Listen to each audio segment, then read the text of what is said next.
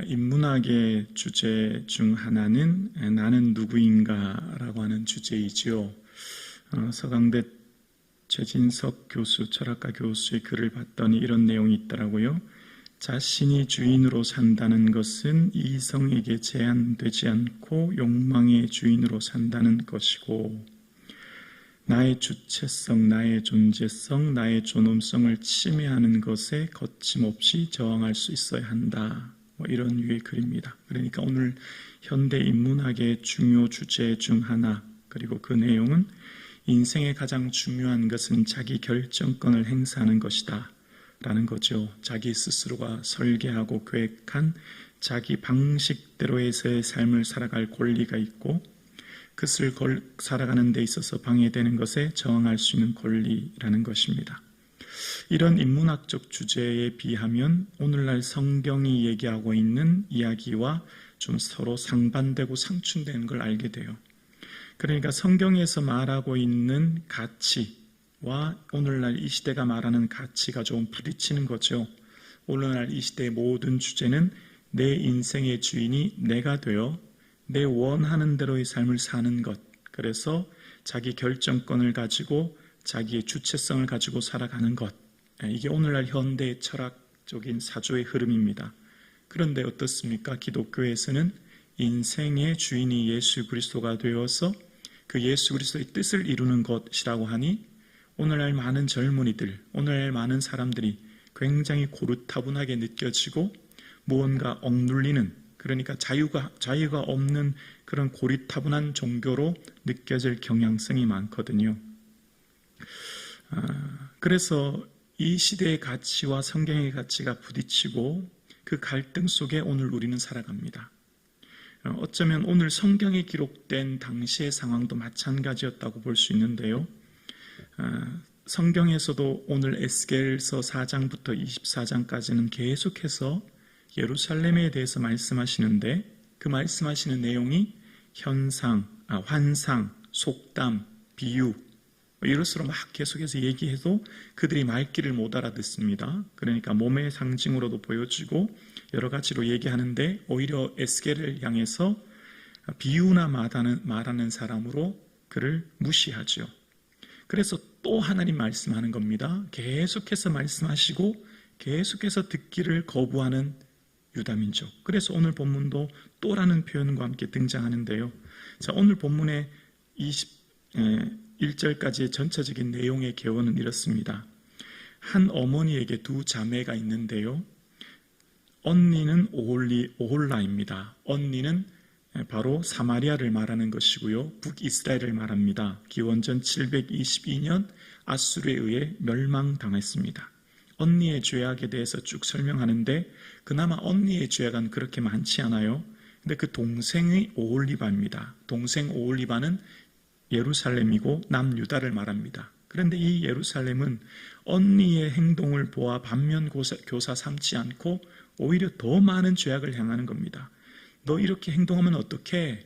너 이러면 망한다? 라고 하지만 계속해서 그런 일을 행하는 것, 그게 오늘 본문의 내용이거든요. 그래서 오홀라라고 하는 의미는 그녀의 장막이다라는 것이고, 오홀리바는 나의 장막이 그녀 안에 있다라는 뜻으로 다 오헬이라는 의미에서 유래되었습니다. 오헬이란 말은 천막이라는 의미거든요. 이스라엘 민족은 원래 광야 천막에서 나온 존재거든요. 광야에서 거할 곳이 없어서 그저 천막에 거했던 그들이 가나안 땅에 살게 되었고, 그들이 얻었던 땅과 그들이 얻었던 열매와 그들이 얻었던 곡식은 하나님의 은혜로 주어졌음에도 불구하고 그곳에 만족하지 못하고 오히려 우상을 섬김으로 하나님을 힘들게 했던 삶에 대해서 말하기 위해 이 오헬이라는 단어를 계속 쓰고 있는 겁니다. 그래서 오늘 본문의 1절에서 4절인데요. 4절만 잠깐 볼게요. 그 이름의 형은 오홀라요, 아우는 오홀리바라. 그들이 내게 속하여 자녀를 낳았나니 그 이름으로 말하면 오홀라는 사마리아요, 오홀리바는 예루살렘이니 라고 이야기합니다. 이들의 삶, 오홀라와 오홀리바의 삶에 대해서 이제 하나님께서는 이 얘기하시는데요. 여인이라는 표현이 나와요. 행음하면서 남자가 아니라 여성에 대해서 얘기하는 것에 대해서 조금 여자 성도님들이 마음이 좀 불편하실 것 같은데 왜 여자라는 표현을 썼을까요? 왜 남자가 아니라 두 여인이라고 했을까요? 이때 당시의 여인이라고 하는 것, 여인에게는 경제권이 없었거든요. 남편의 보호 아래 있어야만 살아갈 수 있는 존재였거든요. 경제적인 활동을 할 수 없으니 당연히 모든 여인은 남자로부터 의지해서 삶이 생존이 가능했기 때문에 말하는 겁니다. 그러니까 오늘 두 여인이란 말은 다른 말로 이 두 여인이 애굽, 아수르, 바벨론을 의지하고 그들로부터 보호받으려고 했던 마음을 지금 얘기하는 거거든요. 하나님이 그들의 보호자신데 하나님이 그들을 보호하시는데 그들은 오히려 하나님이 아닌 다른 이방 나라들을 의지하는 것을 말하기 위해 두 여인이라고 하는 것을 표현했던 걸 봅니다. 자, 그러면서 북이스라엘에 대한 이야기인데요. 5절에서 6절입니다. 올라가 내게 속하였을 때에 행음하여 그가 연애하는 자 곧 그 이웃 아수르 사람을 사모하였나니 6절이요. 그들은 다 자색 옷을 입은 고관과 감독이요 준수한 청년이요 말타는 자들이라. 자, 올라가 북이스라엘이 아수르를 사모했대요. 사모했던 이유가 뭐냐면 6절에 자색 옷이라는 것입니다. 자색 옷은 그 당시 가장 고급스러운 옷을 대표하는 것으로서 왕족과 귀족이 입는 옷이죠. 부를 상징하는 겁니다. 그러니까 부요를 쫓았다는 겁니다. 그리고 말 타는 자라고 하는 것은 군사력을 말하는 것이죠. 그러니까 군사력과 부요를 쫓아 아수르를 쫓았던 그들의 삶을 향해서 비유로 말씀하시는 겁니다. 그러면서 그들이 아수르만 쫓았냐? 그렇지 않았다는 겁니다. 과거 애굽의 노예에 있을 때에도 어떤 일이 있었냐면 8절에 그가 젊었을 때가 언제냐면 애굽의 노예로 있을 때를 말하거든요.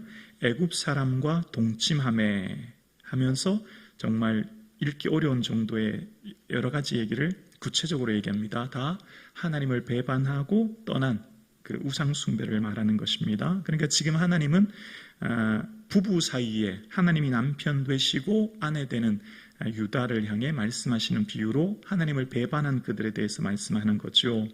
그러면 북이스라엘이 멸망했어요. 지금 자, 오늘 성경이 기록될 당시는 이미 북이스라엘이 멸망당한 뒤였고요. 아직까지 마지막 시드기야 왕이 통치하고 있는 시대거든요. 그럼 북이스라엘을 보면서 빨리 돌이켜야 될 텐데 그들은 북이스라엘의 그 멸망을 보면서도 돌이키지 않고 오히려 그들이 더하는 행동을 해요. 11절 볼까요? 11절이 이제 남유다를 말하는 거예요. 남유다 11절에 보면 그 아우 오홀리바가 이것을 보고도, 보이십니까? 보고도라는 말은 뭐죠? 북이스라엘을 보고도, 북이스라엘이 왜 멸망했는지를 알면서도 북이스라엘들이 행했던 그 행음을 보고도 뭐요? 그의 형보다 음욕을 더하며 그의 형의 간음함보다 그 간음이 더 심함으로 그의 형보다 더 부패하여졌느니라. 더 했다는 겁니다. 그리고 또 똑같이 12절에 보면 그가 그 이웃 아수르 사람을 연애하였나니 그들은 화려한 의복을 입은 고관과 감독이요 말타는 자들과 준수한 청년이었느니라. 연애하는 이유가 뭐냐면 화려한 의복, 부유한 그들의 삶을 쫓아 고관과 감독, 왕들을 쫓고 말타는 자, 그들의 군사력을 의지하여 그들의 보호를 받으려고 했던 삶. 여러분 예전 아하스 왕이 아수르 왕 디글랏빌레셀을 만나러 다메섹으로 갔었을 때 아하스 왕이 그곳에 있는 아수르 왕의 제단을 봅니다. 신상이 있는 제단을 보고 그 신상이 있는 제단과 구조를 제사장 우리아에게 그려서 가져오라고 해서 똑같은 제단을 어떻게 해요? 여호와 앞에 성전에 놓고 제사하는 일이 벌어지죠. 그런 일을 지금 비유로 말씀하시는 것 같아요. 그러니까 남유다 오홀리바는 성전에서 하나님만 예배하고 제사해야 되는데 그곳에서 오히려 아수르 왕의 그 제단의 우상을 성전에 놓고 제사했던 모습을 지금 비유로 말씀하시는 것을 봅니다. 그러니까 하나님만 섬겨야 될 그들의 마음에 우상을 섬기는 마음을 얘기하는 거죠. 자, 그러면서 그들의 삶에 대한 죄악에 대해 쭉 얘기하는데요. 19절과 20절은 애굽의 과거를 다시금 돌이키면서 얘기하시는데 자, 21절 밑줄을 그으면서 읽으실게요. 21절 시작. 내가 젊었을 때 행음하여 애굽 사람에게 내 가슴과 유방이 어루만져졌던 것을 아직도 생각하도다. 생각이란 말은 그리워한다는 말이에요. 아직도 그리워한대요. 자, 애굽에 노예로 됐을 때가 이미 언젠데요. 이미 오래전인데 이스라엘은 지금 그들의 삶의 사고가 아직도 과거에 머물러 있어요. 여러분, 이스라엘이 애굽에서 나올 때 6월절 사건은 단 하룻밤이었습니다. 그런데 그 몸이 물리적으로 땅을 떠난 것은 하룻밤이었는데 몸이 떠난 건 하루였어요. 그런데 마음의 생각이 떠나는 것은 40년 동안 떠나지 못했습니다. 40년 동안 떠나지 못하고 이스라엘 백성들이, 여러분 기억나십니까? 민수기를 읽어보십시오. 민수기를 읽어보다 보면 등장하는 말이 있습니다. 우리가 한 지휘관을 세우고 애굽으로 돌아가자. 애굽으로 돌아가재요. 애굽이 어떻을 때인데요? 노예로 있을 때 그들의 부르짖음을 듣고 건져내 주셨는데 지금 착각하는 거예요. 왜 돌아가자 그러죠? 먹는 게 시원치 않다고요. 마실 물이 제대로 없다고요. 그러나 하나님께서는 그들의 필요를 따라 반석에서 물을, 만나를, 메추라기를 주셨는데 돌아가자는 겁니다. 예레미야 6장 19절에 보면 이스라엘 백성들에 대한 삶을 이렇게 말씀하십니다. 땅이여 들으라, 내가 이 백성에게 재앙을 내리니 이것이 그들의 생각의 결과라. 생각의 결과다. 그들이 지금 왜 계속해서 이런 일이 일어났느냐? 그들의 생각으로부터 과거의 애굽에 얽매여서 나오지 못하고 있는 거예요. 몸은 이미 어디요? 가나안 땅에 와 있는데, 몸은 이미 가나안 땅에 와서 살고 있는데 정신은 끊임없이 애굽에 머물러 있어요. 과거로 회귀합니다. 오늘 본문이 뭘 우리에게 말씀하고 계실까요? 우리의 삶 가운데 끊임없이 생각으로부터 노예가 되어 예수 구습들, 생각의 구습들, 생각으로부터 얽매여 있던 옛 생각으로부터 벗어날 것을 끊임없이 말씀하시는 거죠. 오늘 함께 예배하는 사랑하는 성도님, 육신의 생각은 사망이요 영의 생각은 생명과 평안이라 말씀합니다. 우리가 우리의 생각의 지도, 여러분 생각은 늘 가던 길로만 갑니다. 생각을 잘 살펴보세요. 마음의 생각은 생각이 가는 길이 늘 정해져 있어요.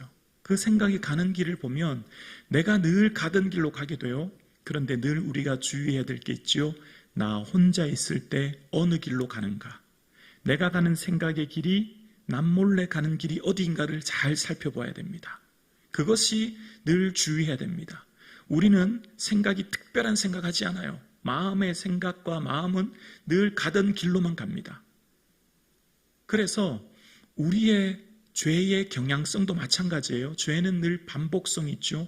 죄는 늘 중독하게 만들죠. 그래서 이 반복되는 죄의 생각이 우리 마음을 얽어매는 거예요. 왜 우리에게 자유가 없죠? 왜 우리에게 기쁨이 없죠? 이 생각으로부터 나는 노예된 과거의 생각 때문인 겁니다. 그래서 오늘날 인문학에서 말하고 있는 인생의 주인이 자기가 주체가 되어서 자기 자신이 주인이 되어서 자기가 계획하는 삶을 살아야 된다. 맞죠. 거기 행복이 있는 거 맞죠. 그러나 거기에는요 끝이 없어요. 왜냐하면 인간에게는 욕망이라고 있는 것이 있거든요. 그 욕망이라고 하는 것에는 만족이 없거든요. 진정한 자유가 어디 있습니까? 진리를 알지니 진리가 너희를 자유케 하리라. 예수 그리스도로부터 자유가 있는 겁니다. 예수 그리스도로부터 모든 중독과 죄의 얽매임과 노예된 이 세상에서 진정 얽매임이 풀어지고 모든 결박이 풀어짐으로 진정한 자유가 있는 겁니다. 그 진리를 알지 못하기 때문인 것이죠. 오늘 예배하는 사랑하는 성도님, 예배하는 저와 여러분의 삶의 이 하루의 삶도 진정한 우리의 기쁨은 예수 그리스도로부터 있음을 기억하며 우리의 삶에 예수 그리스도로부터 주시는 육신의 생각은 사망이요 영의 생각은 생명과 평안이라 말씀하셨던 것처럼 육신을 따르는 자는 육신의 일을, 영을 따르는 자는 영의 일을 생각하다 말씀하신 것처럼 성령의 온전한 다스리심과 그 성령의 주장하심 아래, 성령이 이끄시는 삶 아래 주시는 평강, 성령의 인도하심 따라 주시는 은혜, 성령의 오늘도 나를 주장하심으로 주시는 그 충만한 은혜가 넘치는 이 하루 되기를 주님의 이름으로 축원합니다.